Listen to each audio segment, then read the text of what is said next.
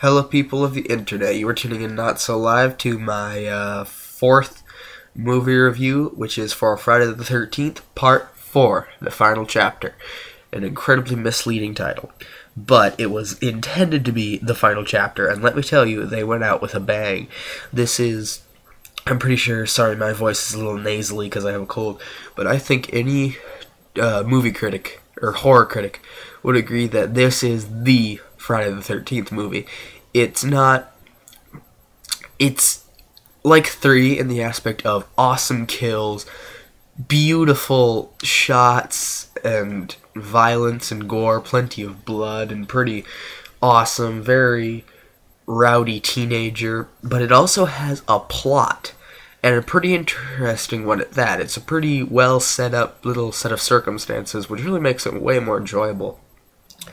The kills really take you by surprise in this one. This was pretty much the first and the last one of the Friday the 13th where I kind of got jump scared by a kill.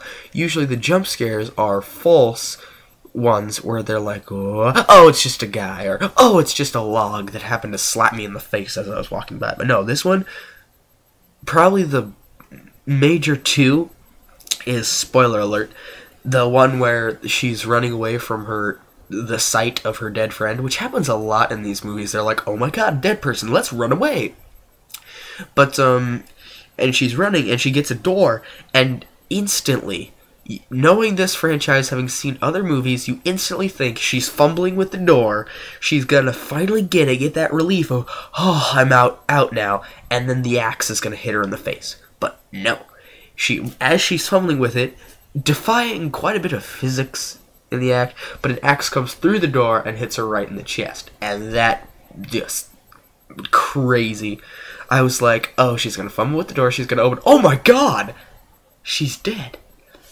And then my other favorite one is, I don't think anybody can argue with me, the Crispin Glover death. I don't remember what his name in the movie was, but Crispin Glover gets, in my opinion, one of the best deaths in terms of, ugh, ow. No, second best. My first, oh my god, they did that one is, it's one of, I don't know, there's so many. Okay, my number one is from Jason Lives? Or New Blood, I don't remember.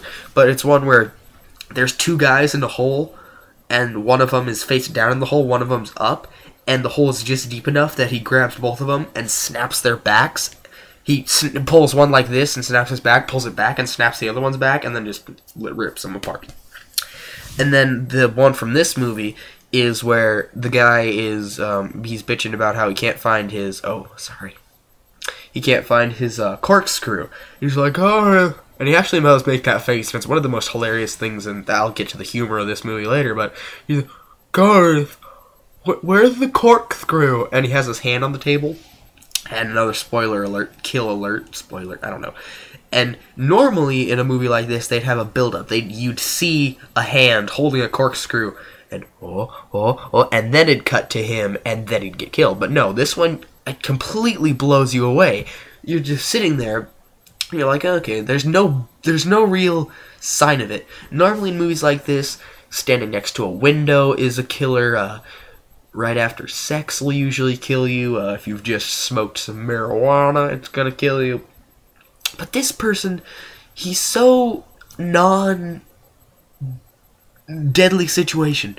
He's just sitting there, and then, oh my god, a corkscrew comes and gets him in the hand and pins him to the table. That's where it gets like, oh, sorry, let me adjust here.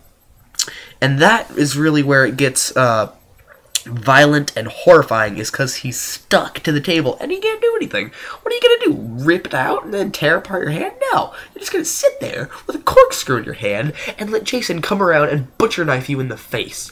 That's the best part of that almost the entire movie, is seeing him hit the corkscrew, cut frame, cut back, and then butcher knife in the face, blood squirting out, and then cut frame. I love how short the deaths are in this movie. In the first two deaths are kind of, especially the second death, or he guts a person, they're very long and drug out, and it makes you kind of cringe, but there's not that, what just what? That's what the later deaths in the movie do. You're just like, oh God. There's knives and necks, and it's all very stunning and very beautifully done. This is probably one of the best directed of the Friday the 13th. Because, sorry about that. My screen just decided to freak out on me. But, this is one of the, by far, the best directed of the Friday the 13th. It has a funny undertone, too, and the comedy in this movie is very good, which I love. And, the soundtrack isn't that incredibly memorable, I guess. It's not really significant. But, if I had to give this movie a thumbs up or a thumbs down, I would give it a thumbs up to any good Friday the 13th fan. I would give it 4 stars, especially in terms of horror. And I would recommend to any fan of the classic Friday the 13th. I see this as 4 movies and then a bunch of other movies after it. I think Final Chapter is really the last Friday the 13th movie to stay in that genre. After that, he is indestructible and supernatural, and I'm gonna, he's just ripping people apart, and you can't do anything to him. Whereas in this one, he's mortal, he's dead, and they don't have a great jump. They don't have any jump scare at the end, and it kind of lets you have that feeling of it's finally all over, but it's not. And that's why I think the later films really just sort of suck money out of the they're attempting to suck money out of the franchise rather than making a good continuity stream. So that's all I got to say. So see you later, peoples.